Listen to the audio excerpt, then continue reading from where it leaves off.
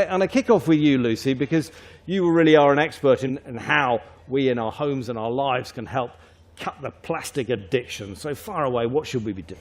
Well, I basically have spent, as you say, a long time tracking plastics in our lives. And the last sort of 6 months, I've really kind of looked at plastics from all different angles for the One Show. So I've followed the manufacturing, the recycling, the collecting, all, you know, everything.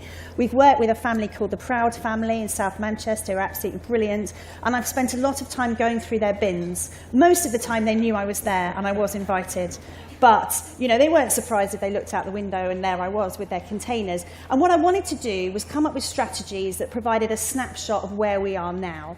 And the main thing I found was that people were focused too much on recycling. They thought they could recycle more than they could. So in answer to what can you do yourselves, you can do a lot, but you have to postpone recycling right until the end. And I insist that people spend 2 weeks recording via a grid on their fridge and on their phone when they're out and about, recording the plastic that comes into their lives, because so much of it is unwarranted, incidental, they can't remember what it was when they finish with it. So it's about tackling that onslaught, tackling the flow. My aim is not to go plastic free, because I don't know if that's even possible. Do you think that is a bit of an absurd slogan these days, to try and be plastic free? I think I understand why people use it. It's very clear. It's a very clear aspiration to aim towards. At first, when I started trying to take control of plastic in my own life, I thought, this is absurd. I'm never going to be able to achieve it. Now it's become something that I really want to do at some point. I don't know if it's for everybody, but I really think that to concentrate on stopping the flow of plastics into your life is easier and more effective in the long term than trying to go plastic free from the outset. We are, in the UK, a supermarket culture. Supermarkets, as we know, with the exception of Richard, because of the stand he's taken, use a lot of plastic and are reliant on it for their supply chain. Most of us, to be frank, have to shop in that way. So a lot of the tips and tricks to decreasing the flow of plastic are getting round supermarket culture. And also, we can't rely as much on recycling of plastics as many of us thought we could.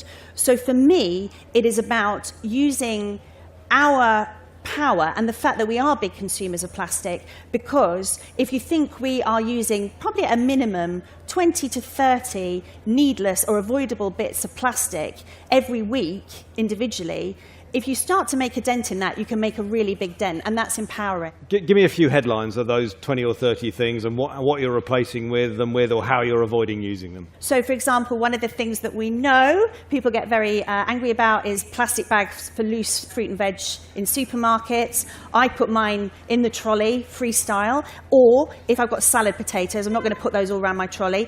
I steal a mushroom bag, for example. So for me, it's like pass the parcel. I'm not looking at the life cycle analysis of the whole thing. I'm looking at the end of the week, I want to be left with less plastic in my bin and in my life, because I don't want to be responsible for it, and I know that the recycling setup is not as it should be.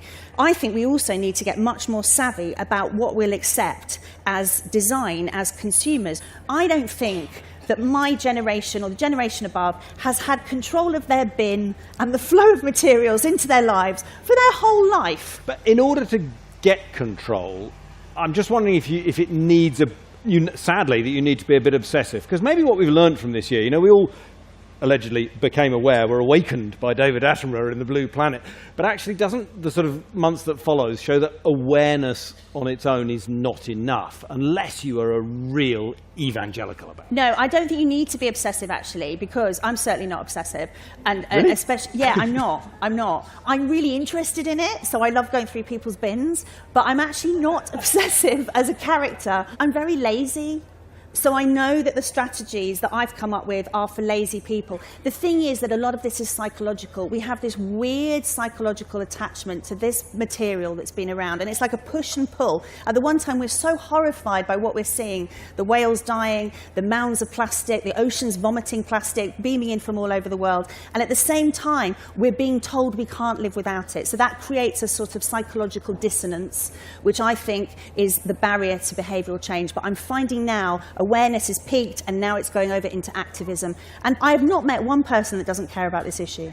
That is a good point, yeah.